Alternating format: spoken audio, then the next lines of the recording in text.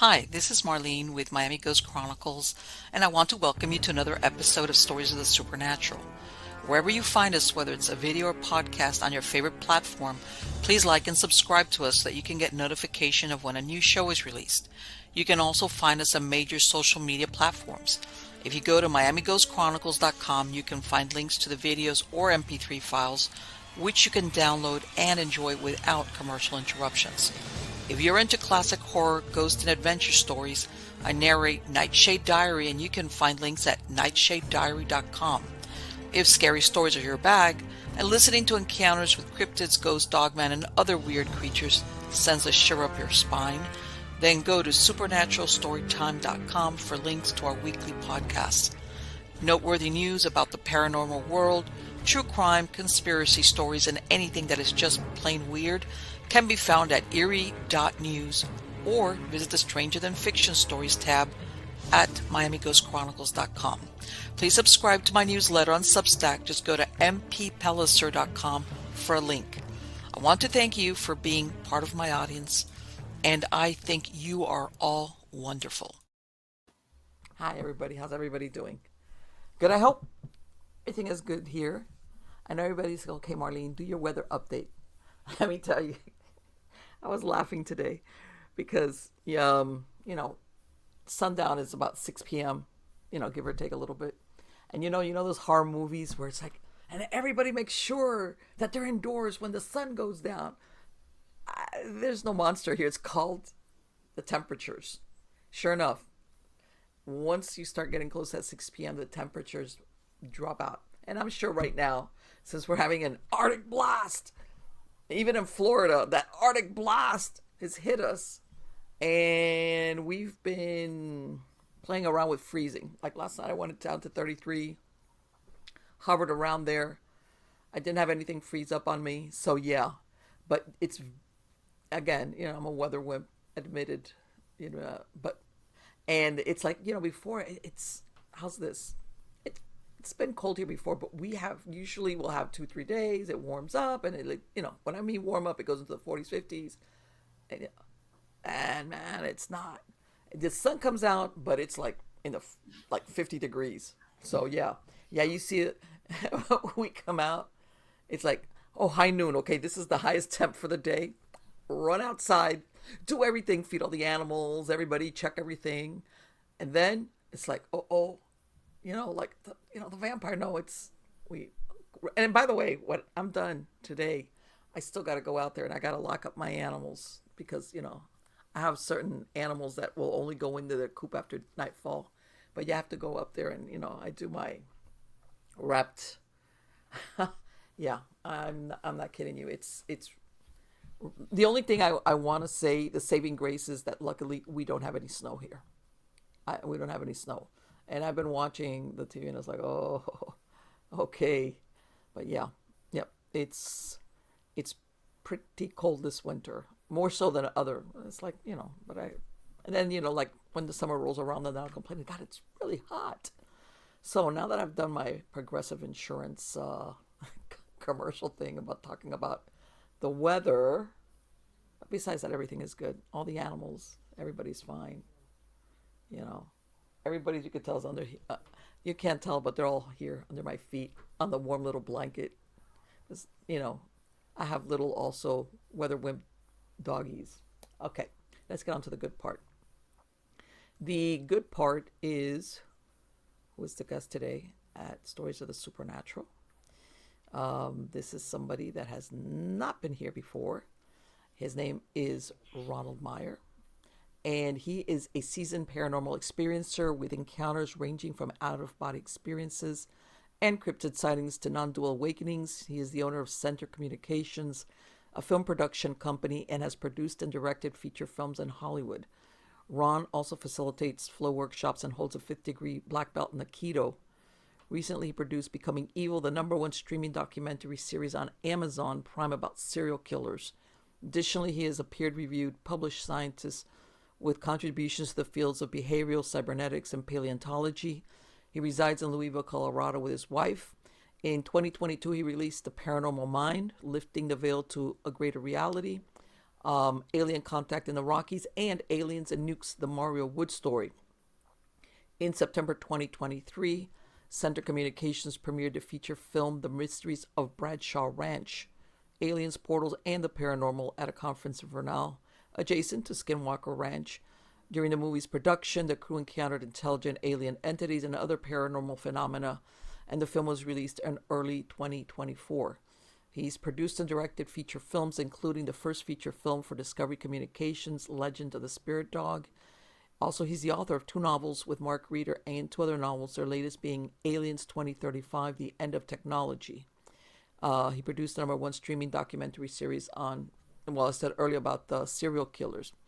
And as a follow up to the highly successful Amazon Prime series Chasing Bigfoot, he's produced an award winning documentary feature called The Bigfoot Alien Connection Revealed. It's garnered over 7 million views on many streaming platforms. Help me welcome him.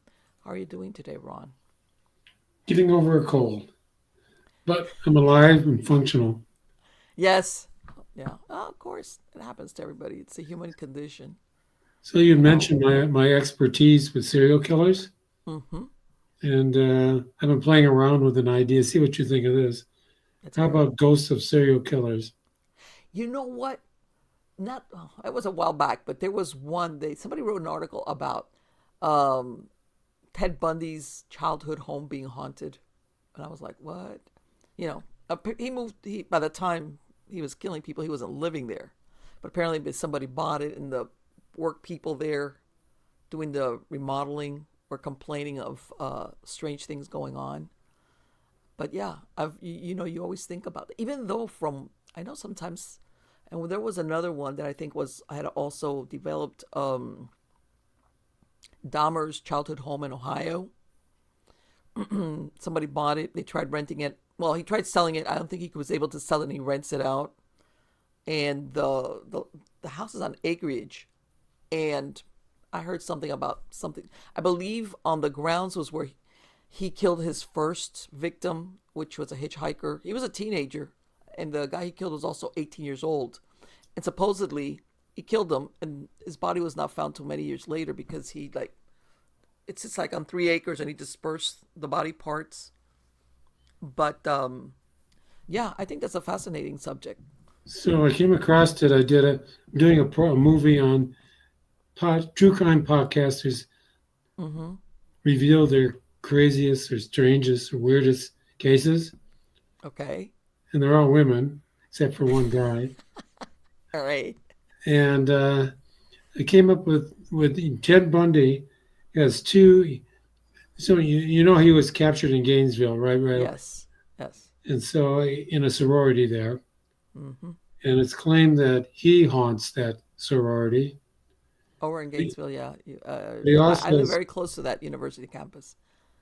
and supposedly he snatched somebody out of another sorority house up in Oregon, Mm-hmm. and she haunts that place. Really, the victim. So, so I thought it might be interesting to do something with that. Get out there and do investigation. Yes. Tell the story from a different angle. Yes, because I know, for example, Dahmer, the apartment he lived in, that was they, the building is gone. It's just an open lot.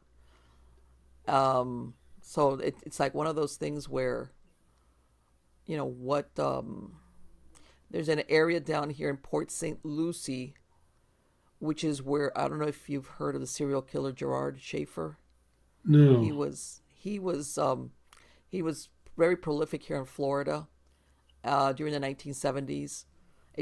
Just like Ted Bundy, if you looked at him, all American, clean cut looking, which is of course how he got, and he was taking these women out there and tying them up and torturing them and then dumping their bodies. And during the 1970s, I want to say early 80s, before he got caught, or he was at, it was pretty lonesome out there. And there's an area that I've been there. It's called the Devil's Tree, where supposedly they say he haunts and some of his victims. That's well, and he eventually he got killed by another prisoner in I think it was the 1990s. yeah, yeah. But yeah, and a lot of these serial killers, they're really not sure of the body count. Sometimes they think they've admitted to too many, and then others they think, what, um, they'll have these Jane Does, mostly Jane Does instead of John Does, that sometimes they suspect this is the handiwork of that serial killer, Yeah. and but they're not sure. Sometimes with DNA now they could do it, but if the remains were very degraded, there's no way really to even find out what the victim's name is. Yeah, the only So, thread I discovered is that ties them all together is that they're psychopaths oh, and absolutely. express psychopathic behavior. But Yes. otherwise, there's no racial boundaries, no ethnic boundaries, No, no, you they're know, very no geographic opportunistic. boundaries. Could Well, be some of anybody. them, yeah. Poor, rich, stupid, Yeah, no, no, no. intelligent. There's everybody tries to like peg them. Can't do it. Um, you know how they I'm not gonna say no, but you know how in Hollywood they try to portray the serial killers that they have like when Son of Sam was killing, that they say, oh, he's killing women with dark hair, so everybody thought that that was the type, and it was more that I think it was just coincidental. Should I tell you why it was coincidental? Go ahead. Because he killed him from a car, right? Right, they were sitting in, I It believe, in really was vehicles. determined by where he could park. Yeah, If the parking lot was full, no go. But if he could find a parking spot, you were in trouble. right. But back then, everybody was thinking, oh, his type is a serial, as a serial killer preference was dark haired, and so women were dyeing their hair Yeah, blonde. yeah, yeah. But And you know, he had kind of a paranormal element where he thought that some evil kind of being, was directing him. Probably bullshit, but I was gonna say, you know what? I'm going to say that that sounds a lot better. Like for the insanity thing, yeah, hoping the you end up in an manipulating asylum, psychopath. right? What do you think of the theory that there was more than one, that he had help as far as killing some of the victims? The best I could determine is no. You think it was all by himself? Yeah. All right, because I've heard Yeah, that should theory we that move on it to was, something else? yes. Where would you like to go? Well, you know what? Let me tell So, you something. By the way, that thing with the serial killers and the haunted houses, I think is great. I think it's a fantastic idea, thank you. um, especially with, because you kind of think, um, and the thing with the victims also. Yeah, Um, I emphasize the victims a lot.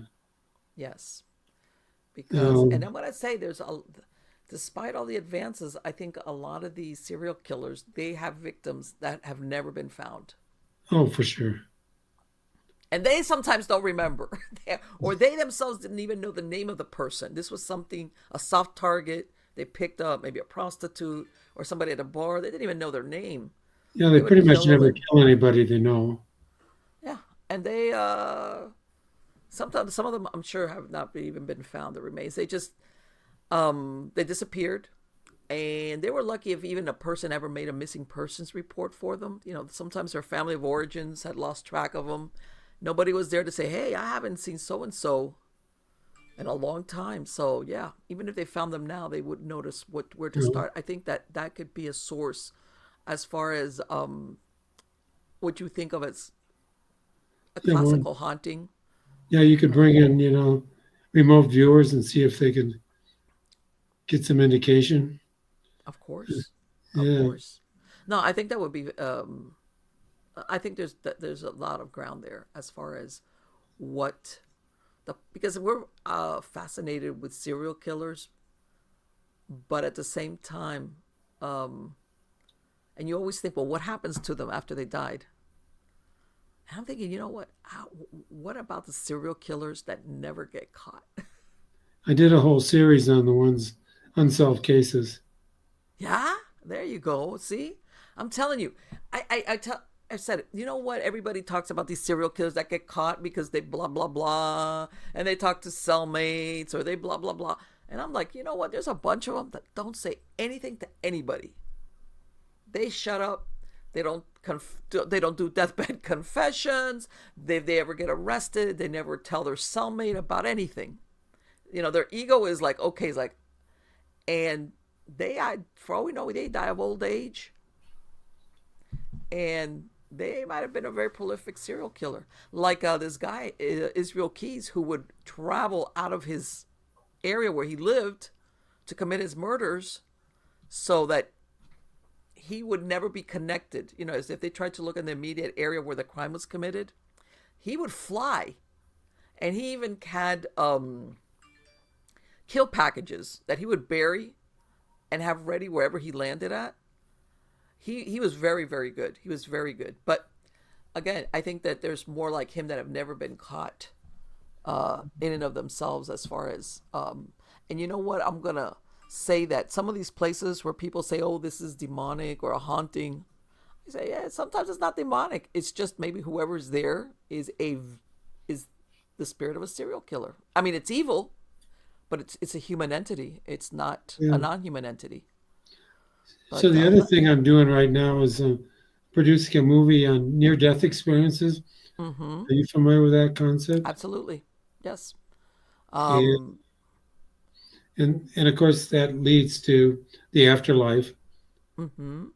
in which there's basically three options to look at there. One is ghosts or Well, some I form of think also apparition. that now there's so many ways to resuscitate a person Well, that before we didn't near-death have. experiences, and so yeah, that's those indicate that we are all immortal, Mm-hmm. and there's a non-physical realm Yes. which everybody experiences kind of in their own way Mm-hmm. because they're culturally conditioned when they have these, Yeah. and language, and worldviews, and they come back. The most common feature is unconditional love, Yes. that there's a form of unconditional love. So that raises an interesting question: if a serial killer, really evil person here, has a near-death experience, and when they die, do they also then experience unconditional love, as which Well, means you are just the way you are right now, which is perfect? the thing is this, and this is the way I look at it. I'm sure maybe some of them don't even believe in the afterlife. They just think when you're dead, and that's Of that. course.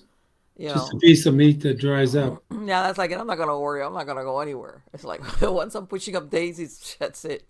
In other words, that doesn't. They really don't worry. They just whatever.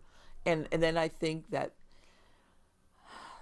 because you have sometimes, like you said, the psychopath who was born, no remorse, and he's got that violent streak in him, and all he thinks about is control. That's what makes his world go round.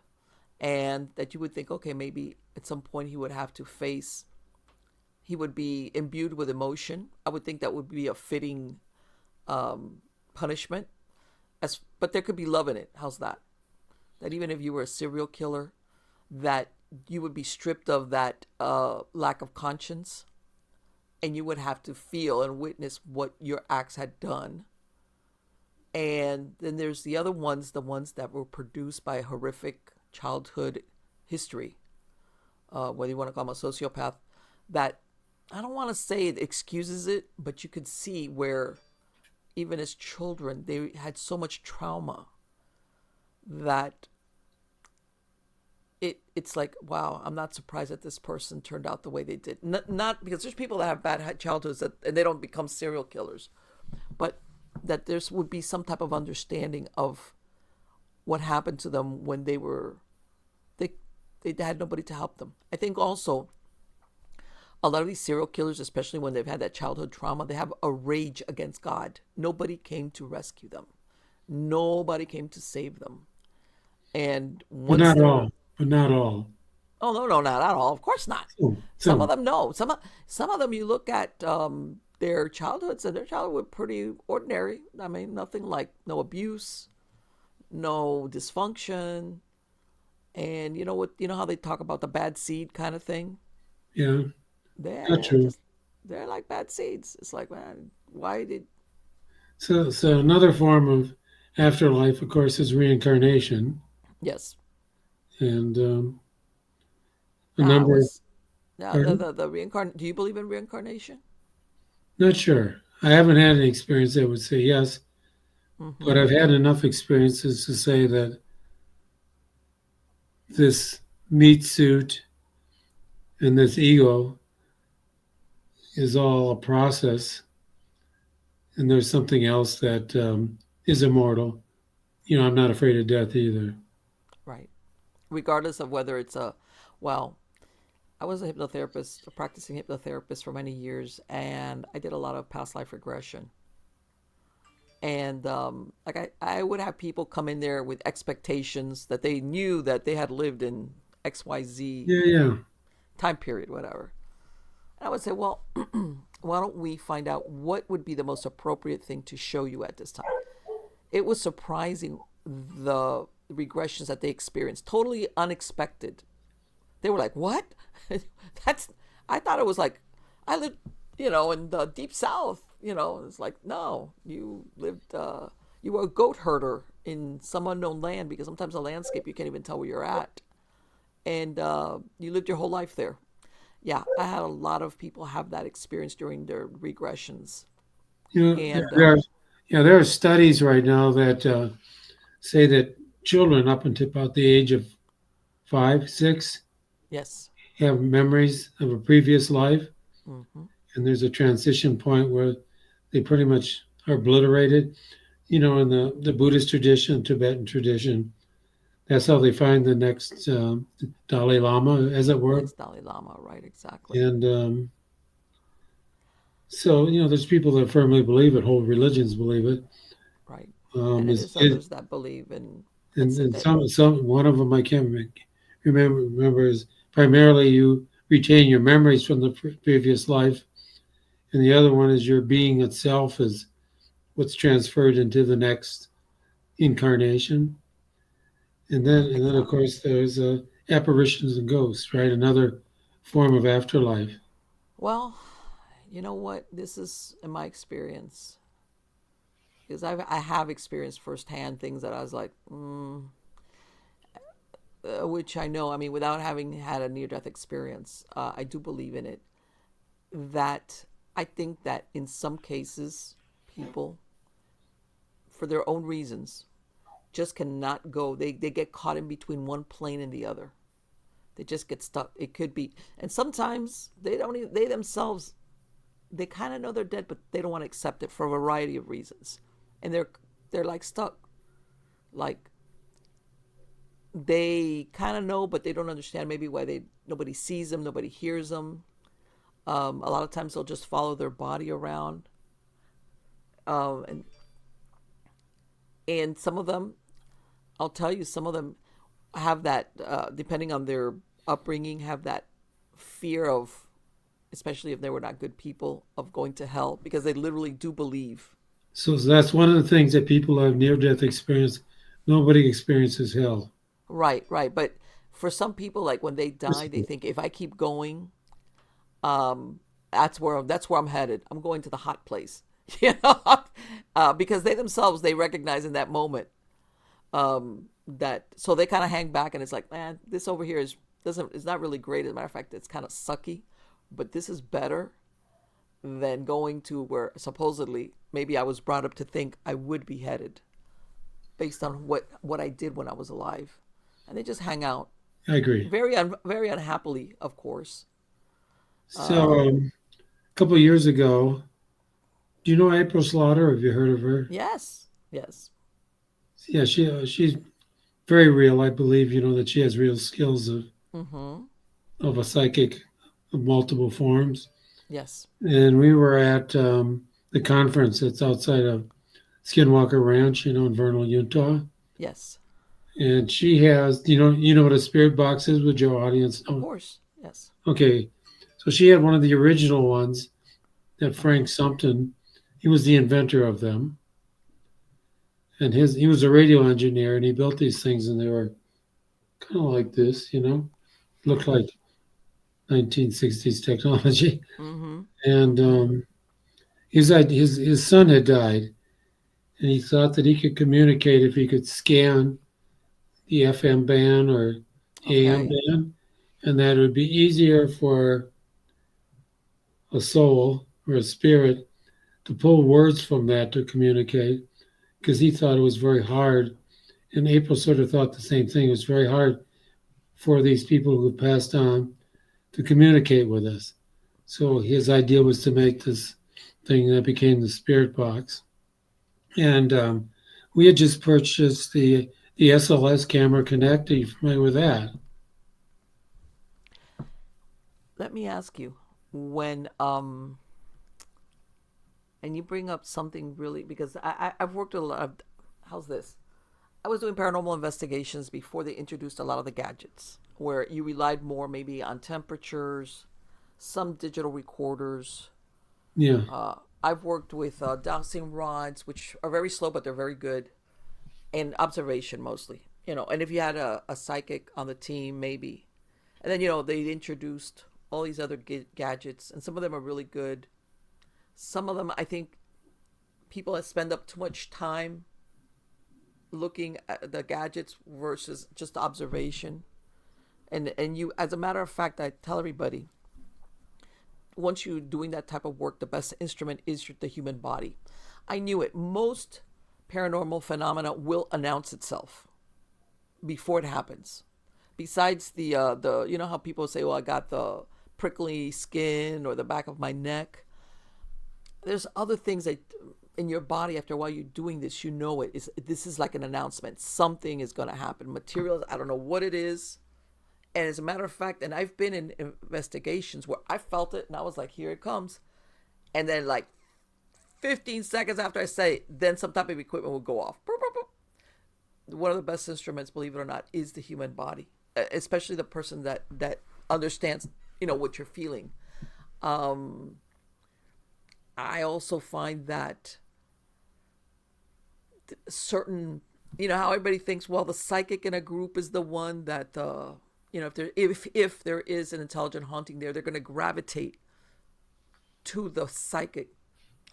Sometimes yes, sometimes no. If you've got anybody in your team that reminds whoever's there somehow or other of a person they knew, that's why you'll have sometimes a team member that for some reason gets more attention. If they're handling some type of equipment, they get responses, and you're like, well, why that person?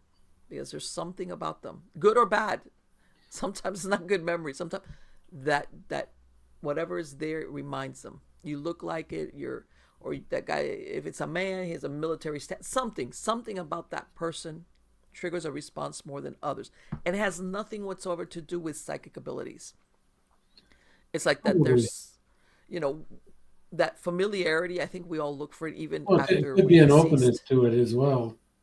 Well, yeah, it's You there's know, it's something. something that's possible in Yeah, your yeah, worldview. And so if it's and I think that's impossible, why. it's probably not going to occur for you. Or at least you wouldn't recognize it or talk about it. Right. Well, Good. you know what? That's why But you all have teams going, nothing happens, and another team goes in, or they go on another with a different set, and then stuff things happen, and everybody's like, "What happened?" It yeah, just yeah. might be that one person in the group that So, is the catalyst so let me for just it. finish this story with Oh yes, of course. April. So we had the SLS Connect cameras used as a device for that was built for gaming Mm-hmm. to represent the human body through infrared, and it Yes. could be hands free. Mm-hmm. So it picks out in the environment by putting out a field of infrared and converts it into kind of a stick figure human being. Yes, I've seen that. I've worked with that. Yes. Yeah. So we had just gotten our camera and we're talking to April, and we said, "Well, you got one of the original spirit boxes from Frank, and we got the SLS camera. So let's see what happens if we just mess around at this haunted hotel, which she was doing investigations that they paid her to do." Mm-hmm. And so before the investigations, we ran over there and we had maybe like three or four of her friends and kind of the manager of the hotel or the event, whatever. And we set up and set everything up. And she was trying to tune the spirit box. We also started using a Tesla coil because we think there's some idea that this added energy, the coldness, is that when something materializes, it's pulling energy from the environment Right. to materialize or do whatever it has to do. So we Mm-hmm. thought we could give a little boost with a Tesla coil, either the plasma or the electricity. And at one point, April was trying to tune the thing. She was having a hard time tuning these knobs. And all of a sudden, an entity showed up on the SLS camera, a stick figure. It Okay. came over to her, and as she was moving the knobs, its stick figure hand helped her tune the thing. Wow. And that was really cool. And she could feel Yeah. it. And Wow. but when people would walk in front of the camera, it would materialize. It'd take them a while to rematerialize. And during one of those times, we tried to use the spirit box, and we did get a voice, and it said things like "shit happens." I love it. And she says, "I would like to leave," and it said, "No." And then another voice said, "We know April," but we were never able to get the stick figure human to show up at the same time. The voice occurred like it was too much. Okay. And my son-in-law, who's one of these paranormal investigators, Uh huh. says, "Well, go over there by April in the box." And it came over to him, and he said he wanted to feel it. And the thing said, well, something like, "Don't rush." And eventually it came over and touched him, and he felt it all up and down his hand. But then the really cool thing happened. All of a sudden, we were kind of done there, and April just got up, and of course we followed her, and she went into another room, and she sat on steps, and she had her mother had died about a year before, and Mm-hmm. she said she's in touch with her in a number of psychic ways. Okay, Okay. and it's fine. But they had agreed that they would sometime make public that they could connect, that there was this afterlife and there was this way of connecting. Although she, April said that she's been told that this is difficult for people to do Mm-hmm. that have passed. It's not easy. You can't just pop up Right. easily. It's really hard, and you can't do it very long. And all of a sudden, an entity showed up, which April immediately identified as her mother, Okay. and a second entity showed up, which was her mother's brother. She got telepathically that had died when he was, very young. And at some point, the stick figure came over and hugged April, What? and, and Wow. she said, "Oh, we had connected telepathically, but I always wanted to hug her one more time." And we captured that on film.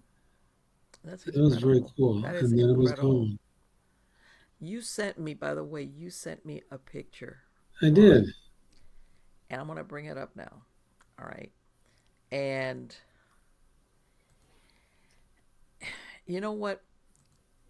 When I looked at it, I said, I got to look at this. You know, let me see. Okay. Come on. Oh, hey. Let's see. Here we go. Oh, Challenging. there we go. Now, as I Ah, that's change very my, nice. yeah, I change browsers and it's like, there you go. And this picture, you could tell. What's the background on this picture? You were all investigating where? So there's this event in Estes Park. Mm-hmm. Maybe you've heard of the Stanley Hotel. Yes. So, that's located in Estes Park. And once a year, they put on a Bigfoot Day. Okay.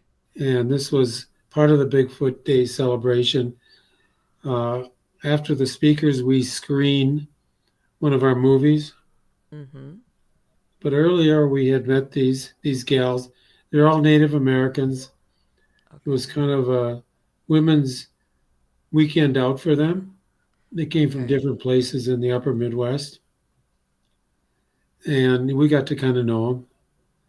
And they were coming to our screening for the movie, and we wanted to get a picture of them. And this is the oldest hotel maybe in Colorado, or not hotel, movie Okay. theater, and it's Okay. reportedly haunted quite a bit, And we weren't really investigating anything. We just thought, let's get a picture of these gals, because we kind of got to know them and they were fun. And when we looked at the picture, and we could see it digitally and pass it around, there's a guy in a Yes. blue shirt Yes. that there was no guy there. Oh no, you could tell that. That's incredible. That right there is that he seems to be coming out of the wall almost. And if you look over on the left, I don't know if I can Yes, point to right, it. right. On the other side, it almost seems like the other side of the room. There's something strange going on too. It looks like somebody. It looks like a man, I guess, standing, and his hand is like, yeah. Yeah, But just so these gals were all into Bigfoot and paranormal as well. That's what kind but of unifies them besides being Native American. but you know what's really funny? You can tell by their smile they have absolutely no idea what was going to be captured in that picture at all. Anyhow, every we passed it around, and because we had a number of experts, in that area for the event and everything. Um, Did this correspond by any chance to any of the ghosts or the hauntings that are part of this building or no? it was unclear. Even the owners were blown away. They Okay. heard little things like rattlings, the typical stuff. Mm-hmm. But nobody had ever seen anything that clear or recorded anything that clear. Mm-hmm. Yep. What do you make of it? Well, this is the thing. That he might be attached to one of them, not to the place itself. He doesn't look Native American, does he? No, he does not. That doesn't mean anything, though. You never know. Yeah. It's just like I'll tell you what, the figure in the back over there, he looks like he has more old fashioned clothing. This guy in blue looks more modern from what you could tell. He looks like a that blue, I don't know, looks more recent. That one in the Yes. background looks like an what you could tell like an older type of outfit, belt in the middle. He almost looks like he might be a little bit bald and he's holding his hand up like that. Um, and I want to say if you look down towards the edge of his coat, it's almost, and this is just me because I know it's almost like fur trimmed on the edge of his coat. What That's why was I'm the word you used? fur trimmed. You know when they would trim the edges of a coat with fur, either that or the top of his boots are furry. How's that? One of the two. I can't tell Okay. where it ends, but yeah, he looks like from an older, and also the whatever he's wearing around his neck looks like an older. When like the necktie kind of thing. Yeah, yeah. That he looks older. The guy in blue looks more modern. Guys look like we could have pulled him off the street or something. Yeah, exactly. I mean, by the way his hair is brushed back, it's very nice, like very modern kind of thing. Also, that brighter blue color. A long time ago, they did you know people didn't, especially men, wouldn't wear something. At least not there. How's that in Colorado? That bright blue shirt, and it looks like so. He might have just been hanging out, or maybe she's attached to one of them for some reason. Unbeknown, well, or maybe they do know. Let me ask you: when they saw this picture after it was taken, when they were there, were they able to give you feedback on it? No, they just freaked out. Kind of. Well, yeah, I can see, but nobody said okay. That's my uncle, or Or that's no, Jim, or well, I'm not saying the uncle, but no, none of yeah, them you'd be recognized that surprised what person. people drag around with them sometime. Everybody thinks it's a family member or something. And I was like, No, oh, there was no recognition. you'd be surprised what people like. Which I was gonna. This let me tell you, this picture is fascinating. It really, really that. Um, I know you did that, the Bradshaw Ranch thing, which Yeah. is, you said, is adjacent or close to Skinwalker Ranch, and you know they have what they call that hitchhiker effect, which is where people that had gone to Skinwalker Ranch and went back home, even if it was hundreds of miles away, they started to experience paranormal events at their home. Yeah, the owner, Bigelow, who owned the Mm-hmm. ranch before Brandon Fugel bought it, Yes. Mm-hmm. he gave it up because his wife was tired of him bringing shit home. I believe it. I believe it. I have heard that he refuses to go back there. I've heard that he doesn't ever want to go back. Besides selling it, he was said something along the lines of, "I never plan to go back there, ever." Like we'll meet at somewhere, but I'm not going. I'm not stepping foot back up over there. And Yeah, what's really funny is the owners prior to the Shermans, which were the Meyers, they owned that piece of land since like the 1933. They were there yeah, for like 60 years, according to them. Let me qualify that. They said they never had experiences, they never saw UFOs. Oh, yeah, there we go. That they were, because the couple that lived there, they didn't have any children. They did move their homestead to the other side. But then you have a history of people having seen UFOs there, even from the 50s. So are they saying the truth? I'm sorry, but they both passed away. As far as never seeing anything or having experiences until the Shermans moved in, I don't know. I don't know. But I think, and the reason why I bring this up is usually UFOs and aliens were on one side and paranormal events were on another. And now these people were having significant paranormal events at their houses. So much so that, from what I understand, they had personnel that said, "I'm not going back there," or and they didn't have to be major players. They could have been somebody there doing security or something in a Skinwalker Ranch. at Skinwalker, and they got stuff happening at their house to the Yeah, fact. yeah. So we showed movies there and were speakers at the conference, Vernal, which is just outside. It's called Phenomenon. And Mm-hmm. I would sit around and chat with them in the green room, Right. and they all had stories. So I was going to ask you. This was my question. The people at Bradshaw Ranch, did they have similar experiences? So, let me just clarify. Bradshaw Ranch is near Sedona, Arizona, so which is Mm-hmm. a bit of a distance from Right. Vernal, Utah. It's a whole state, a western state separation. So the previous owners, was a movie set shot westerns there. John Right. Wayne, Yes, I Elvis know which one you're Presley, talking about. Yes, yes, yes. I know and exactly which one you're talking about. the last Bradshaw there was Linda Bradshaw, and she with Tom Dongo had a lot of stuff going on in the 90s. And that's my question. Were they only having UFO slash alien experiences, or were they also having paranormal experiences as well? So unlike like Skinwalker Ranch, where they're always poking the bear, Mm-hmm. there's nothing bad going on at Bradshaw. Okay.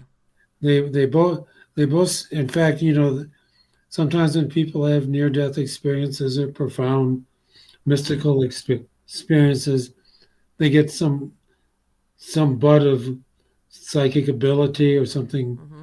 that grows, and they have an extra skill or two, Mm-hmm. maybe precognitive. Yes. So that's what happened with Linda and Tom. Okay. Tom got kind of an X-ray vision, and Linda became very psychic after, Okay. and they sold it to the government. Mm-hmm. Wow. And when I, we were there, I'll just give you two stories, okay? yes. I'll give you three. Go ahead. So we had a man on the ground, the Tom Dongo, who was partners with Linda. He's older now, Mm-hmm. and kind of a young man who was investigating with his still camera and going out there a lot. And he said, "Well, you should contact him." Well, It was a variety of sequences of synchronicities that brought me to the whole darn thing. I Okay. won't go into all that. So one of the nights we were going to go there, Tom said, "When should we be?" I asked him, "When should we go there?" Our first night. He said 7 o'clock.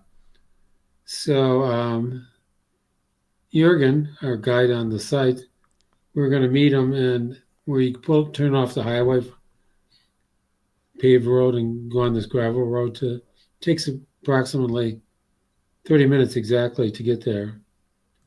So when he pulled in, we texted each other and said, "Yeah, come and ride with us and our team." So Jurgen did. So I knew it was 6:30 because I could look back at the timestamp on the text. Mm-hmm. And you shouldn't get lost because if you don't turn left, you just go straight through all the or right. You'll just get there, and then it's kind of dead ending. And it was dark, and we were like, "Wow, where are we?" Okay. You know, we were driving around, and nothing was seemed correct, and how could we be lost? And we were all kind of in this altered state. And at one point, we almost drove off a ledge, Okay. and that scared us a lot. And we all started talking. This is weird because it's just not quite right. All right. Something was off, in some way. And then all of a sudden, we were on the main road, and we arrived at 7 o'clock. And we were able to look at a record of where we were driving because we had a very sophisticated SUV, we had rented. And Mm-hmm. we were driving around like spaghetti. So you all decide to go So that's a walk around. classical time slip. Right. I, Exactly. I got Exactly. we all got an extra half hour in life. And one of the women I interviewed, her name is PMH Atwater. She's studied near death experiences for a very long time. She's like 80 some years old now. I Mm-hmm. told her this experience. She said, "Oh, yeah, that's a time slip. I can control that." I was told by this godlike voice that I had to write 3 books, and now I'm going to write one on near death experiences and aliens or UFOs or UAPs. And I can do it in a month because I can get this extra time. I need to learn that secret. I mean, Me too. I'm like, I'm always like, oh my God, look what time it is. Okay, so the other thing that happened was there's like 3 buildings that are significant, Uh huh. or 3 structures. One's the windmill, the other is the old adobe house. Sounds like Skinwalker, right? And then Right. the ranch house, which was like a sad and a restaurant and many other things, quite large. And there's Right. a pathway between them. And at that pathway, people said, right there's the spot where if you hit it at the wrong time, it'll make you nauseous or sick or whatever. Really. And we had a psychic friend who knew Bigfoot, and through the sequence of events I'm not going to, she ran out there early, and as we were driving on the first day to go, the second day to go there, oh no, this was the second trip. She in the spring, we passed her coming back to go eat, and I said, "Stop, stop." And then she said, "Yeah, we went to that spot and it was terrible." I doubled over. I said, "Well, let's go back."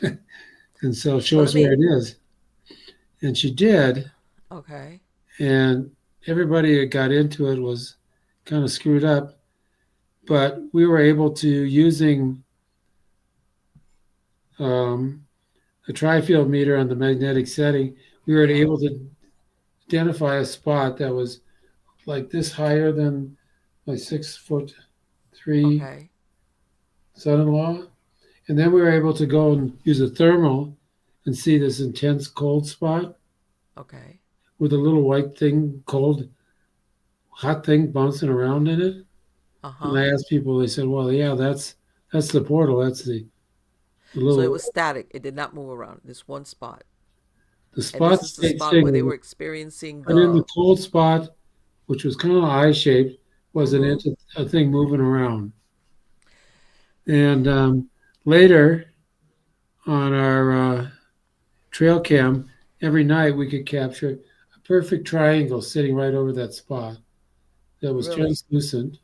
Wow. And one Wow. time we had a mass of orbs come pouring out of it, captured. Okay. I mean, the grass was still, so it wasn't your backscatter thing. We're very familiar with Mm-hmm. that. Mm-hmm. Couldn't be that because they were so numerous, and they were coming up like this out of it, Okay. out of the ground, kind of.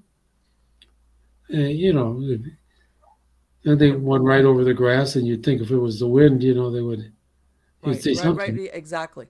Let me ask you, what were they experiencing? Whoever stood in that little area, was it nausea? Was it disorientation? Like when you Yes, lose your yes, equilibrium. Like yes, your inner yes. ear. I have this weak spot that separated my shoulder. It was intense pain for me. Mm-hmm. So I asked this one guy who's connected to all this crazy stuff, in the government and aerospace industry, and he said, when our biology connects with the physical constants of another dimension, our Right. biology doesn't like it. Yeah. That was his. He said that was a plasmoid dancing around in there, Yeah. I want to say it's like matter, antimatter kind of thing, and your body's like, get me out of here. Everything. but it Like wasn't there all the time. now I know, but let me ask you, how long were that couple living there before they sold it to the government? But I think Or pretty much during the '90s. Well, Tom wasn't living there. This was he would go there and stay with her. But they mm-hmm. weren't a couple. Right. But Linda was living by herself, I think, for like 10 years, and then she moved to Boise or something and became after the government bought it. Okay. Medium. Let me ask you, when she was alone, did she have any experiences, or was it after? All I know is books she wrote. I never talked to her myself, Mm-hmm. Mm-hmm. and it's a book of these the, ex, the extended abilities she gained after that. And Okay. like I said, Tom can look at people and it's like an X-ray vision. He's been tested at University Okay. of California and verified, and he got that Okay. from being there. What does he do? Medical diagnosis, or what does he Yeah, see he could, with? Okay. but he's old now. All right. No, I get. Well, now let me ask you: do they? It seems like they got okay. They did okay as far as what they received, but did they ever have any negative effects of when they were there, or no? Never, Okay. and except for being in that spot, I felt perfectly comfortable there. Okay. Whereas when I was out by Skinwalker Ranch, it was a little, everybody's. You know what? It's really weird, Ron, because, and the reason why I asked you this is, I'm not saying no, but I think also sometimes people get primed. You feel or hear things because it's like everybody knows that you're going to hear or feel things. So that's why it, when you told me about your psychic feeling like she was nauseous or she didn't feel well, I was going to ask you, did she know that that was a spot that was supposedly might have been a portal, or she just happened to walk through there or stand there, and all of a sudden she was like, "Oh, I don't feel good." I never Because asked her that, that you know where I'm going with this, as far as she had when. she had she had like three other psychic friends with her, and they weren't going to go Mm-hmm. anywhere near that thing. Okay. Yeah, All right. the second time, but she Right. went back there, Mm-hmm. and Okay. again she had to leave for So us. it was that bad, as far as like I need to like stay Get away out from of it. there. Yeah, Yeah. yeah. Yeah.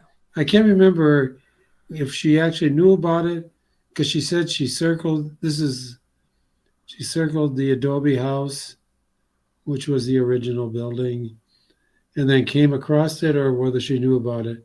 I knew Right. about it from Melinda Leslie, who does the night tours, and all that, and she's Mm-hmm. been out there many times, and she knew Okay. about it well.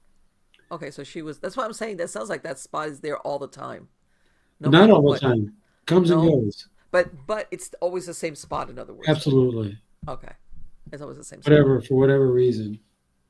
Let me, 'Cause, did they ever have Now that we're going there, did they ever have any cryptid or Bigfoot sightings we on got a that good property at all? we got a good picture of one. Really? What was it? It's a Bigfoot. A Bigfoot? Yeah. Oh. It's called Big Gal. Everybody knows it. A lot of Really? footprints all over the place. And is she comes and goes, or what's the story on that? That's very interesting. Well, my son-in-law, who's a been Bigfooter for 20 years, had always wanted to see one. Mm-hmm. So he saw it out of the window of the Adobe house. His lifelong dream had been fulfilled. It was Wow. a big, it was kind of like this hunched over. Should I look and see if I can find it on my phone? Okay. It says I got a ghost podcast tonight. Let me ask you, did that Adobe house, is that what one of the original structures on the land? It is the original. It is. Okay. This is when it was being used as a set, or before No, that? no, the big It ranch predates house. it predates that. Okay. Yeah, it was a hopping place for a long time. And then it became Okay. like a dude ranch, Mm-hmm. and then people would come out there and eat and so on. So it had a lot of activity. We Okay. found technical equipment, really sophisticated stuff kind of left behind. Really? How Big weather interesting. station. The reason the government bought it, the energy department, which sounds like crap, Uh-huh. was to investigate high desert environments on native vegetation. Alrighty then. Okay. Is that what they And call of, it? and of course, being a ranch, most of the native vegetation had been, devoured by horses many years ago and All cows. right. Okay. talk about So, talk about like, okay, let's just give them the most innocuous reason for buying this piece of land coincidentally. It's because we're that's great. That's great. But yeah, well, and then the other event that was interesting, again using the SLS camera, because mm-hmm. the first time we went there, we had used the one that's, it's on your phone, and we Right. got a creature. So we said, let's get the more sophisticated one. And in the big ranch house, there's you'll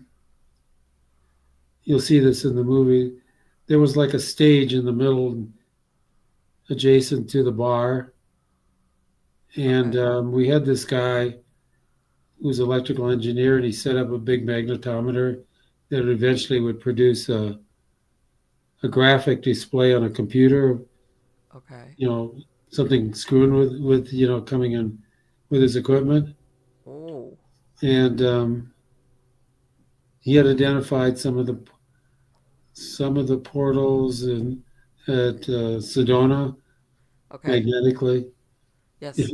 magnets go like this, so Right. like if you're in the part going into the ground, you're screwed. If you're in the part going up, you feel pretty good. Um, Mm-hmm. but at one point, he was trying to stabilize it, and we put the SLS camera on him, and we could see an entity messing with him. You know what? It's really funny because when you said Sedona, I've had two guests. This was a few years back. They both had unknown to each other. They both had similar. Where once they got close to Sedona, they became ill, like really ill.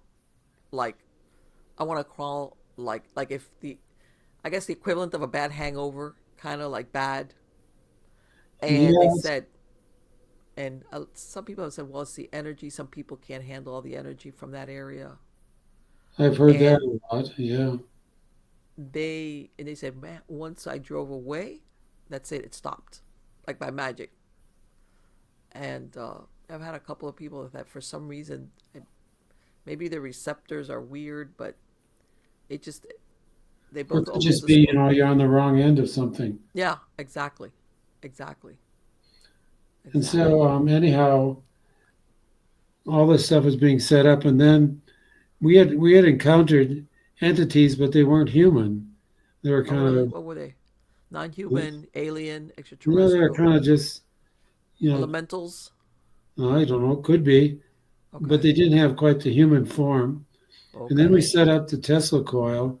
Uh We huh. got it far enough away from the equipment so it wouldn't Okay. affect it.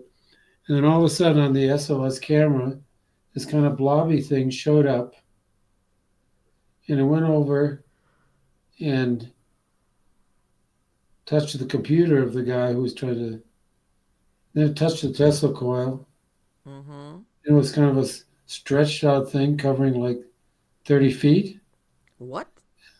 And then all of a sudden it popped into a good human stick figure.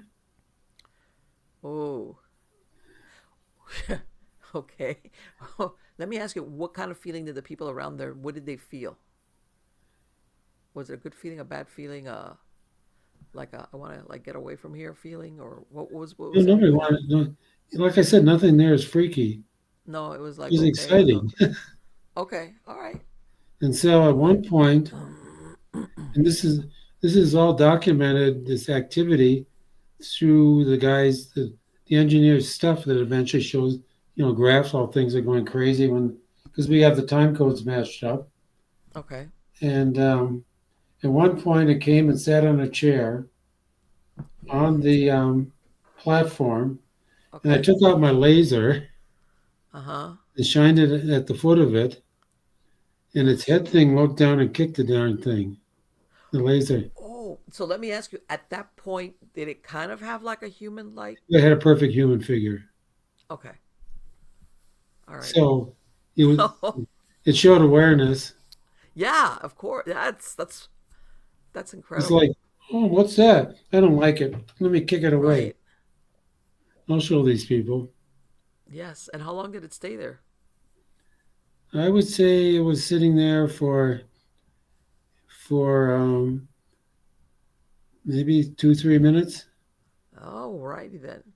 and it would sometimes pop up to the ceiling Mm-hmm. and then come back down again. Okay. Kind of putting on a little show for us. Okay. And then Jurgen said, "I'm going to go sit on it." When he sat on it, it was gone. Okay, but I was gonna say, how did it exit? Did it just like melt away, or did you see it It, physically leave, or it just it what disappeared in a flash.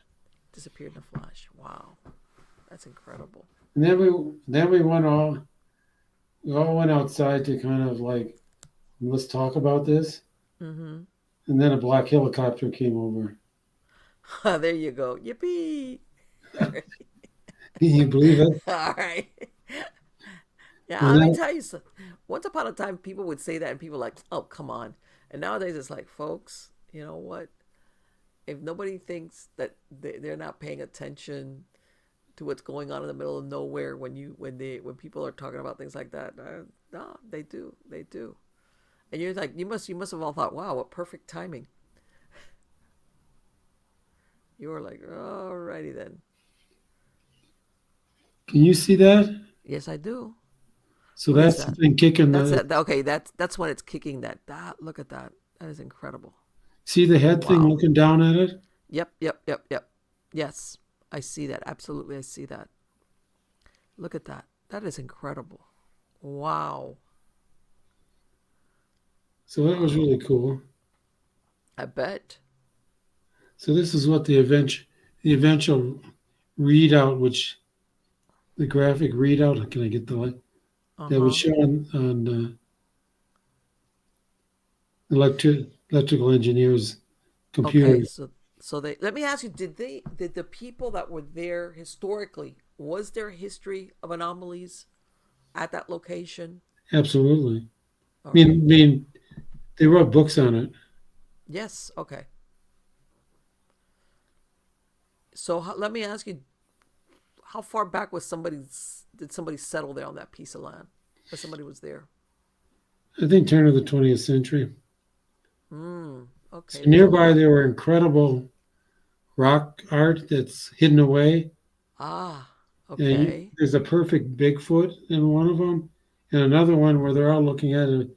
You'd swear they knew it at the classic UFO, the metallic one Mm-hmm. with the hump on top. Yes, So that's yes. all in the movie.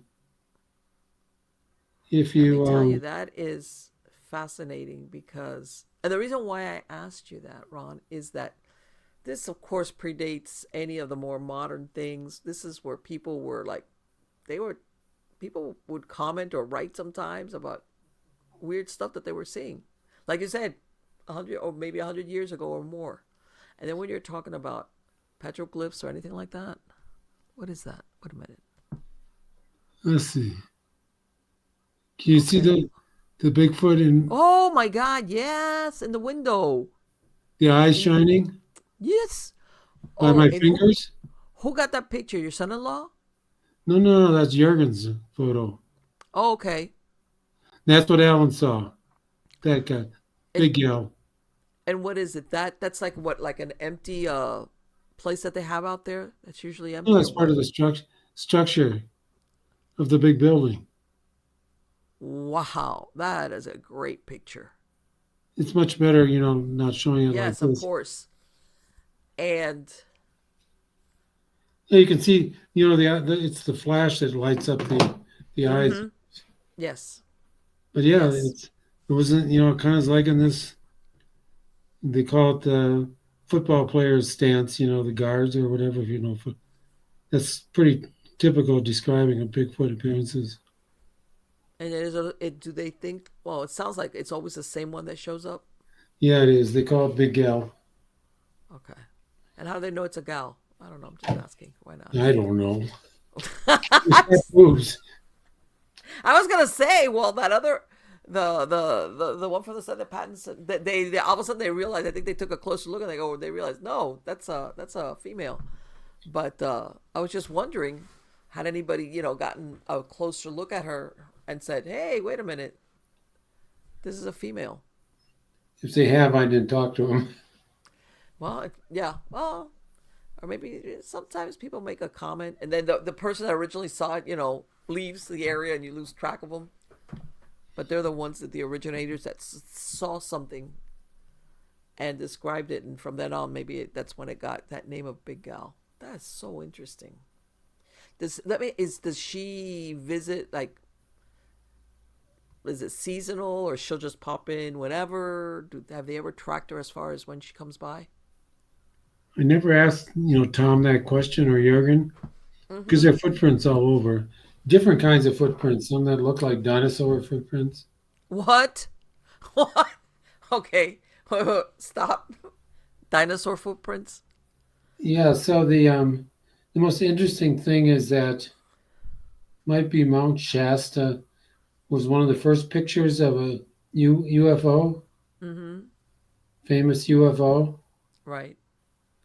And Tom and Linda would say that they could see like remote viewing into the past, and they took a picture that's identical to the one that came from Mount Shasta. Wow. I've Let seen me them ask, both together. had they ever seen then, since you said those footprints?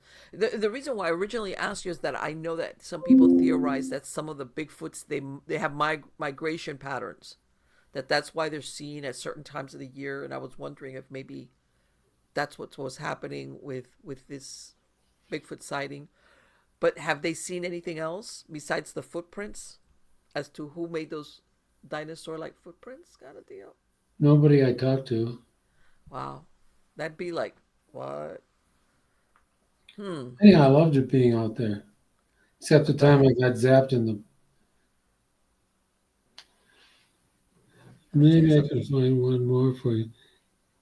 If I knew That we were going here, I would have sent you, images. that I'm gonna ask you where. I know this might. Did anybody ever camp out there, or was everybody inside a structure? Both. Both. Who were the brave souls that camped out there? So let me show you this. You see the pyramid structure? Yes, I do. What in the world is a pyramid doing in there? Huh? What? What is that? It's right over the spot where the portal will be identified as. Oh, really? And this is Oh yeah, broad daylight. This is daytime, right? yeah. What a crazy picture. Yeah, what is that thing? But let me ask you, did anybody see it, or was it only after they took the picture that they were able to see that Could pyramid? not see it with our eyes. They could or they could not. Could not. Could not. Okay, because I'd be thinking if I'm standing around and all of a sudden I look behind me and there's a pyramid behind me, I'd be like, It's translucent. You can see through it, yeah, but still, it's like that's and incredible. that's where the it was out of that came the orb type structures. Alrighty then. That is incredible. That picture is incredible. So About I how tall was it? About how tall do you think that pyramid is? And I'm trying to guesstimate using the person's body to scale it. mm, so But the I'm, building you see, I got to go back to it. I mean, So the peak is probably 25 feet 20. I was looking at. It, I was saying 20 feet, 25 feet. Yeah, that looks about right. because that's the adobe house that's you see in the picture. Huh. Hmm. Interesting. Very interesting. And we saw orbs, and strange lights and strange sounds at times. Like what? A huge bang, rap, or something. Hmm. Okay. You know, um, No, don't. And it then was, and I take it this sound. This looks like this place is in the middle of nowhere, right? Like this is as far as ambient noise carrying over from someplace else, yeah, or there's in a no better. electricity out there or anything. Yeah. Oh, there you go. All right, that's what I'm talking. That there's this is like when you hear some weird noise, it's not like the neighbor next door, or a little Oh bit no, further no, no. down. It's isolated. It's at the end of a road. There's nothing out there besides the site. Yeah, Wow. there's nothing. Let me tell you. How long ago is it? And I take it now that it's government owned. Nobody's allowed on there, huh? People sneak on all the time. Okay. But the first time we were following instructions where we could crawl underneath the fence. Uh huh. The second time the gate was open, so we just Oh, drove in and out. It was cool. I was like, oh, okay, because they just have it, but there's nobody on site there. It's just there. It belong, but nobody's there per se. No, but Oh, that's people go great. out there. We caught somebody on our trail cam because we left it up. Uh Came huh. out there and went in the main building and did something. Went left. Just like tourists. So they Okay. take there's some spectacular visuals on the way out, Mm-hmm. and they have these tour bus type things, that take you to see these things. Yes. But then they turn around and we talked to a couple. We don't go any further. We don't dare go any further than that. Sure. And I understand why they wouldn't. They wouldn't just in case it's a question of trespassing or anything like that. But yeah, it doesn't. Yeah, if they have the gate open, I don't think they're that serious about it. All right, for all you know, maybe they're just observing just to see the interaction of people going on there and if anything happens, just to see what it stirs up. Yeah. So the movie itself is on YouTube Movies. Are you familiar with that? Yes, I am. Yes, I am. So if your listeners The, Google right, the Mysteries of Bradshaw. Bradshaw Ranch, Okay, it's sure. paranormal portals and whatever. It's Yes, it's aliens, portals, interesting and the because there are paranormal. like over 700 comments on it. That's If you want great. to see people who have different perspectives and on this stuff, it's pretty interesting. Let me ask you this other thing that you have here, the Aliens 2035, the end of technology. Well, that's a novel. Is that's fictionalized? Yeah, Okay. I was gonna say why why is it the end of technology? You know, because it's but science fiction. oh, it's sci-fi. All right. Yeah, Well, yeah. still, you know what? You know, I'm sure you've seen a lot of what was originally thought of as sci-fi novels or make believe have turned out to be very kind of prophetic Oh, in yeah. some cases. You You know, know. in 2001, Clark's Mm-hmm. movie, Mm-hmm. the theory is that that monolith. Yes. That they've had that they've been appearing all over the place, and they haven't you heard uh, that they've So his insight was it was this. It okay. represented this. Uh huh. Okay. the screen. Yes. You think that No, that's what it is? so yeah, You know that they've been finding these monoliths being placed at weird places, and people just discover them, and they I can't think find. people are putting them there. It's something to do.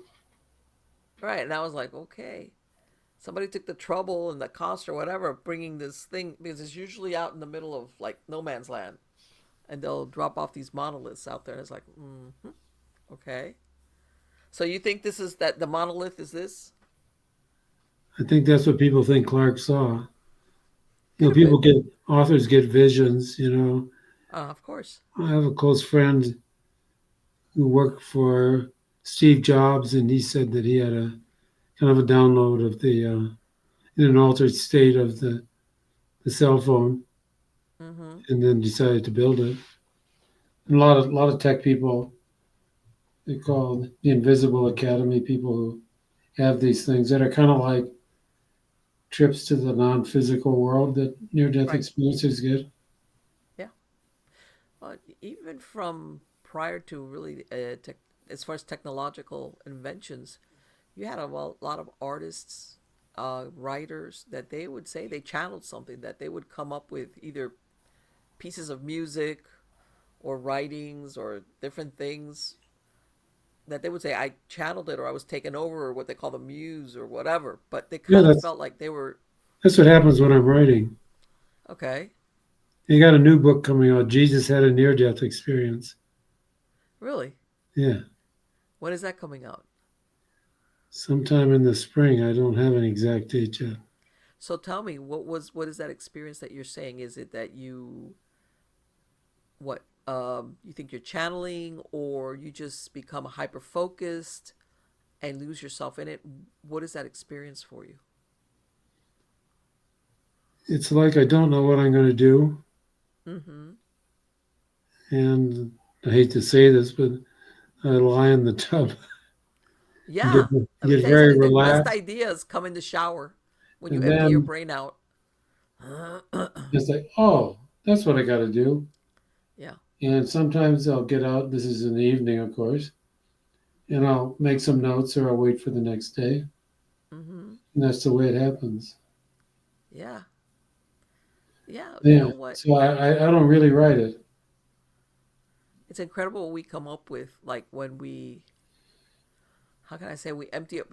Nowadays, we were always in a state of multi multi everything. We're thinking of what we did, what we're doing, and what we're going to be doing. Yeah, Uh, we're telling stories about ourselves. What we're mm-hmm. going to do, what we did Right. constantly, right? Yeah. And I And think when you that's said that thing about the tub, it's like when your mind kind of quiets down because let's face it, there's so much, and you kind of like let your mind wander. You're like, and it's sometimes, it's an opening up. I teach flow practices where people get into an altered state. mm-hmm. Everything just works out, Yeah, yes, and yes. it's very That's why you cool. always hear about people like it's happened to me when they're coming out of when they're waking up in the morning. They'll remember things they were trying to remember. They'll come up with an idea, and I'm not talking about dreams. I'm not talking about that they had a dream. I'm talking about that all of a sudden, like their mind clears, like oh that it's happened to me a million times. Things that they had forgotten and they know it, or something that they were themselves were thinking about, it comes to them. And I think is that when that mind quiets down. Yeah, the most recent idea is that the brain produces a model Mm-hmm. of the world like a map. It Mm-hmm. has to be updated all the time, Sure. and it also creates a model of us, of you and me as agents. Mm-hmm. And when people get into these altered states, they know from scans that and during near-death experiences, for sure, the brain is shut down. So a good chunk of it. So it's not the brain getting more active. You're getting the model out of the way, and you're seeing more more of reality than you would otherwise.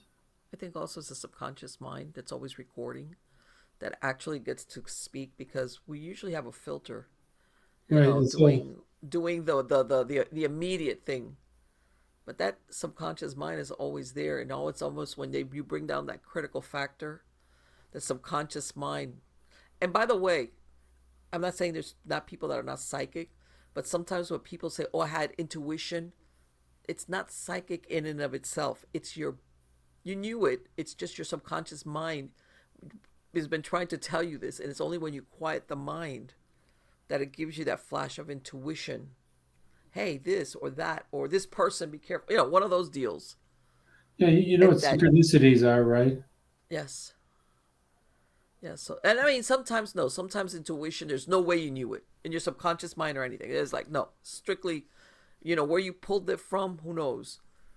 But the subconscious mind is Platonic very, very realm. powerful. It was very powerful, Yeah. and it's always on. It's always on record.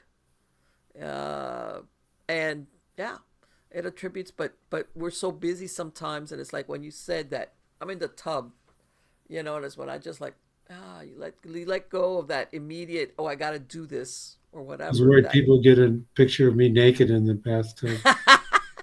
hey, let me. That'd be I'm. scary. Let me tell you the I've heard of so many people trying to get ideas in a lot of, believe me, in a lot of weirder ways. This is Yeah. and all they need is for one time to get inspired under those circumstances, and they go back to it like, hey, that last great idea I had, I was sitting So, out there, whatever, blah so, blah blah blah. Yeah, so get when people do these flow things, and it's kind of play martial arts, and something uh magical happens, and they okay, say, "Well, I want to do that again," but the thing is, you didn't do it. okay, You got yeah, to let go. you gotta Get let go, let go of the doer. right? Yes, yes. That's the Well, hardest part of it all. you know what? It's you have to understand, and I think, well, no, you do understand that. I'm sure that there's, depending on the person's personality, control is very important to them. Control makes their world go round. As far as if they let go, they feel out of control, which would help them greatly. But they're so scared of being out of control that they never just It can relax. be scary because the ego doesn't like that. Mm-mm. It's designed, it's designed for survival and screwing and stuff like that. So Yes, yeah, when it disappears, and it can disappear because mm-hmm. it's just a process Of course. maintained by certain aspects of the brain, I guess. When it goes away, all of a sudden it's like, whoa. I mean, I have had non-dual experiences where the self disappears.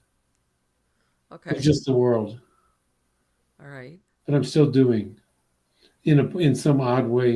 I'm not doing anything. It's just happening perfectly. Are we talking then about, which I think is absent, about living in the moment, the now, the absolute now, or We can, experiencing the now? well, we're always living in the absolute moment. Right. One level, it could Mm-hmm. not be, Right. but there's a process that's always changing. Retelling the stories, new stories.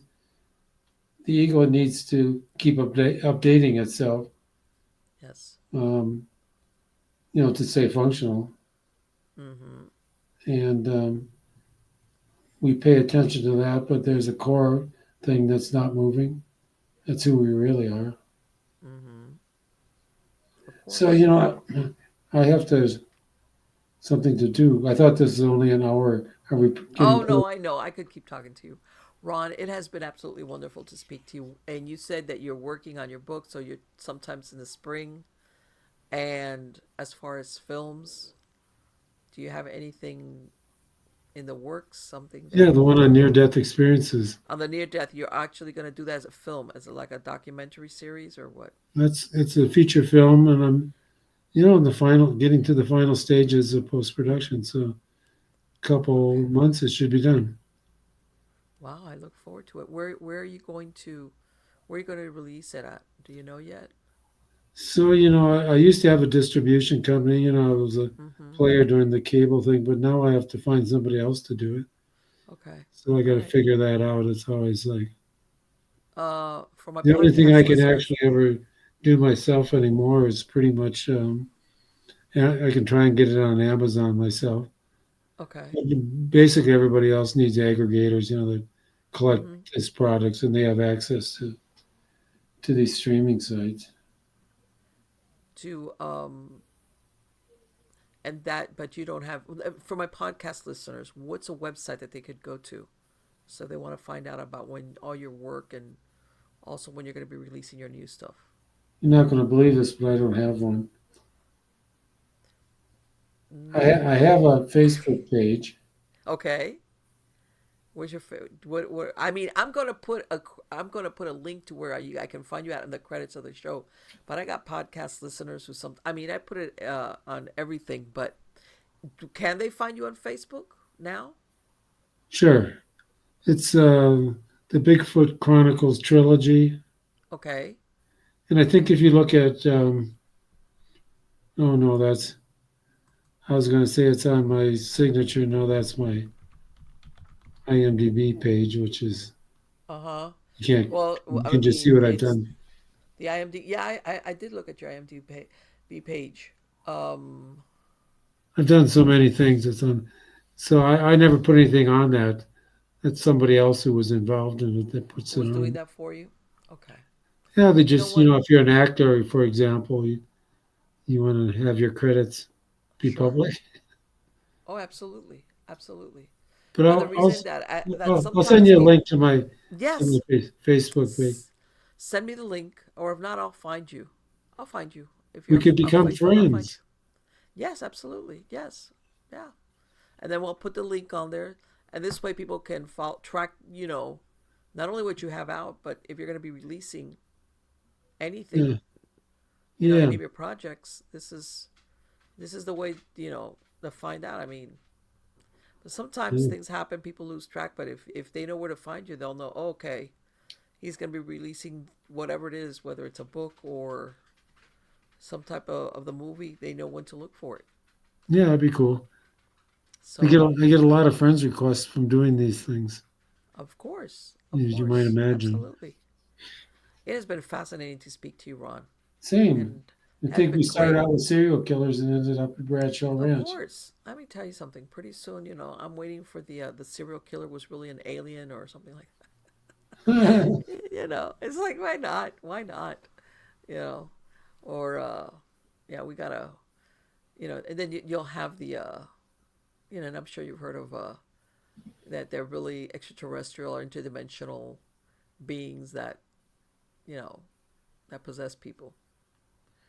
Of course, I've Why heard not? that. Again, thank you, Ron. It's been absolutely wonderful, and I want to It's wish you it's, the best of luck on all your projects. it's been fun. It's one of the It's been it's absolutely the most great. far-reaching podcast I've ever done. Usually, it's single subject. I will send you the links to everything. Okay. All right, Take care. you too. Bye bye. Bye bye. I love it. We started out with serial killers, and we ended up with portals. Why not? Why not?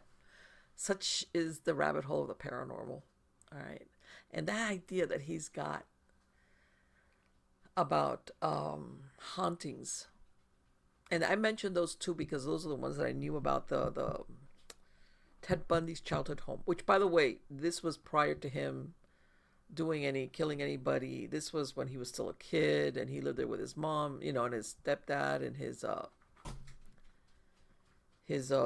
siblings.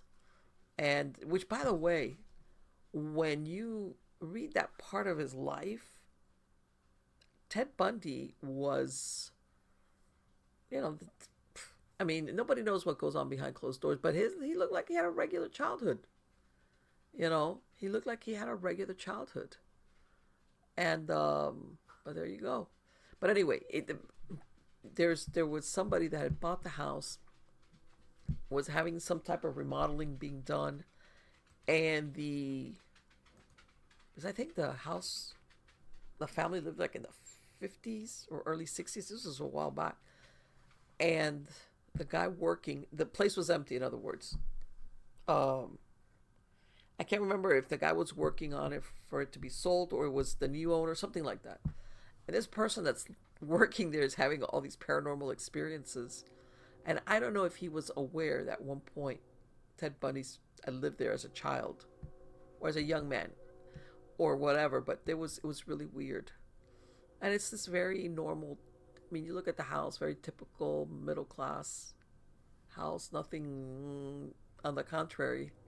The one that you think that would give me the willies is the one from Jeffrey Dahmer, because yes, the apartment where he lived at when he was discovered and arrested, forget it. That thing was torn down. As a matter of fact, from what I understand, somebody had tried to buy and sell the stuff that he had inside the apartment, or they were going to do something along those lines, and somebody put the money together and took everything and burned it. Like they got rid of it. Like, no, you're not going to do that murder rebilia thing, you know.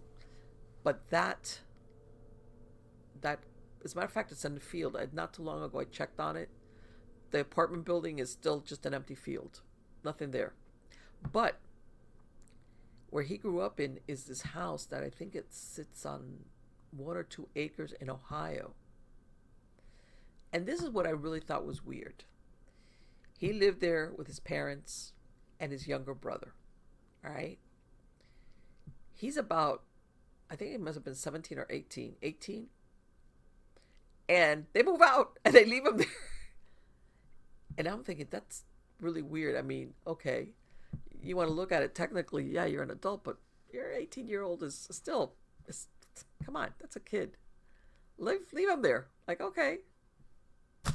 And this is when supposedly he committed his first murder, as far as everybody knows, where he picked up a young guy comparable to him in age. Hitchhiker kind of guy, brings him back, ends up killing him, scatters the body out there. Again, this is a house on a piece of land.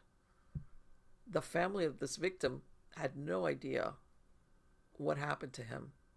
Or then after that is when he goes into the army and all this other stuff.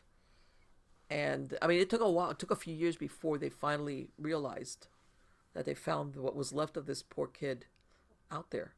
And the story goes that the last time that's a guy bought it, and he renovated a bigger house, and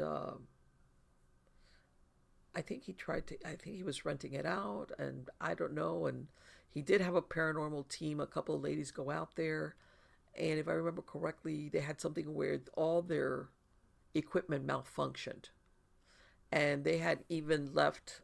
They went, they were out there on Jeffrey Dahmer's birthday. I believe that was the date. Bottom line, if things malfunction, a camera that they had left running, I guess the SD card, the micro SD got corrupted. Bottom line, they had nothing to show for their troubles. I don't know. Yeah, a place like that could have, weird stuff. Absolutely. Absolutely. Yeah, that would, even though, by the time he was caught, that house had been in the rearview mirror for a while. And yeah, I think that there's places that, do serial killers, if they're going to be haunting a place, do they go back? Where do they go back? Do they go back to their most recent, or do they go back to their childhood homes?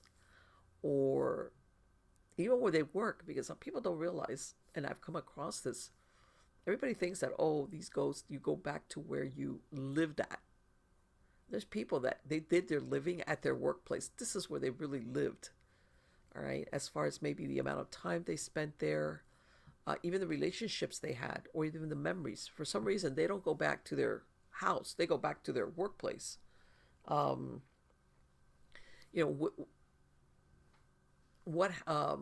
would hold whether it's, and think about it, serial killers, whichever way you look at it, or just killers, period. They're humans. You gravitate towards where you have your best memories, whatever their best memories are. Remember, we're talking a different.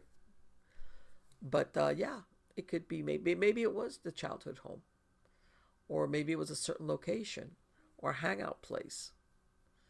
Um, and again, I go with the.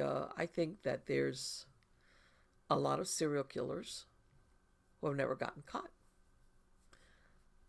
um, and they just, like I said, they are not anxious to talk about it.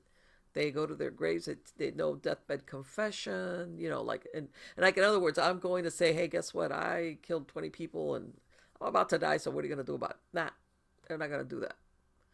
And you hear about other guys getting caught because when they go to prison for some reason, they blah blah blah. You know, they don't do that either. They're like, no, well, they just don't ever talk. And I'm going to say that's few and far between that are that intelligent, and they just never get caught.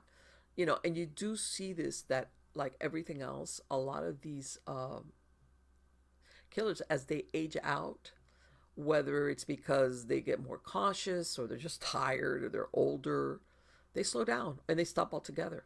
And later on, if it ever come if and that's a big if it ever comes to light,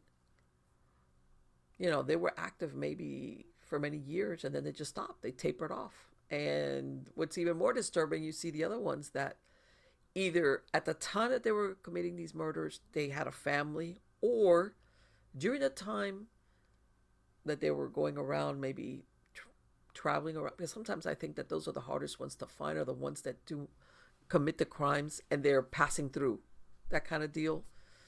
Um, they were very transient, or they really had, even if they spent time in certain places, and then it's almost like they age out of the killing thing, whatever it did for them, and then they settle down and they have families, or and you hear about you hear about people in the neighborhood, afterwards, or in these little towns, wherever it is they end up, they come to find out, hey, especially now with this DNA, where they've basically are able to connect crimes with perpetrators, and nobody can believe it. No, so and so they get arrested, and in some cases they're so old that the prosecutors, or old and sick, how's that, their health is not good, that in some cases, not all the time, but in some cases, the prosecutors just don't. I mean, they might bring them into court, but they just don't proceed with it because they know this person is not long for this world, or their health is not good. Which, by the way, believe it or not, a lot of these prisons take into account how difficult would it be if we had to house this person in our prison. Would it be difficult? Would it be a hassle? Do we have the medical things? So a lot of times they don't go further with it as far as prosecuting them, or bringing them to jail. How's that? They don't even they just this. It's like, okay, this person, what are we gonna do? And once somebody dies, you cannot prosecute somebody posthumously. You can say, hey, we found DNA that connects this person with that crime, but that's as far as it goes. You can't try a dead man. All right. And yeah, I think there's a lot of those the ones that don't have, because you always hear about these serial killers, though, like even like Jack the Ripper, that they were sending off these notes and letters to the press or the police or somebody, hey, you're never going to catch me. I think there's a whole set of them that they don't care about that. They don't, that thing about like, I'm going to show you who's really, all they care about is killing. They're what feeds their soul, what is like, no, I don't need to taunt the police.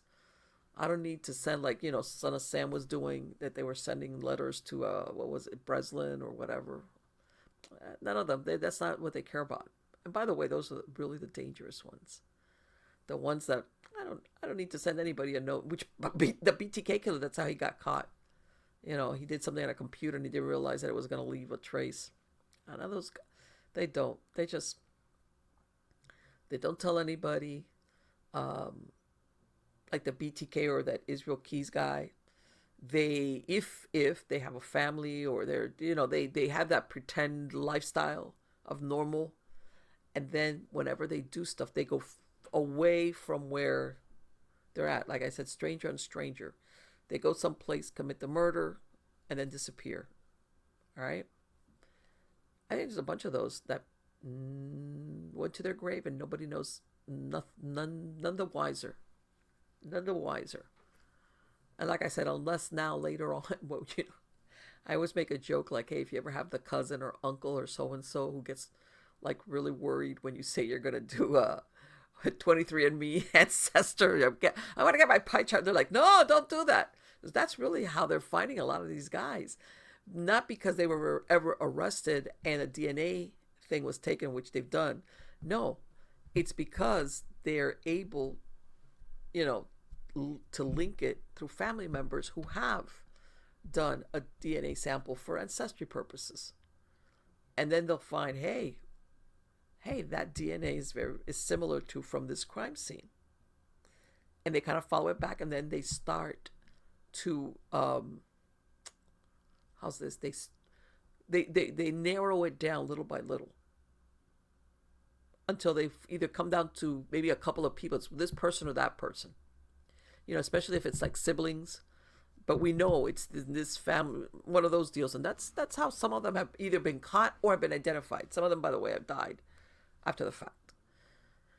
But again, I think that idea he's got about, what happens to serial killers, because, are they, what is the afterlife for them?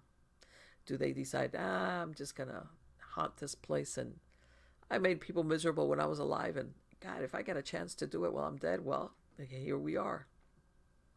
That'd be interesting. That'd be very interesting. Like, what is it? Evil never dies. It's kind of silly, but, like an overused horror movie title, but it's pretty accurate.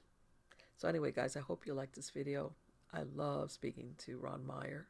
I will put a link to his site on Facebook, so you can follow up, look at the movies, the documentaries, the books that he has, and also the stuff that he's working on. I gotta look up that thing, that Bradshaw.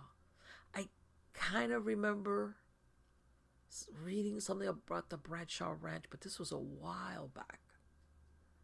I gotta look that up. I think that's really fascinating. That thing, those pictures he was showing, that is what?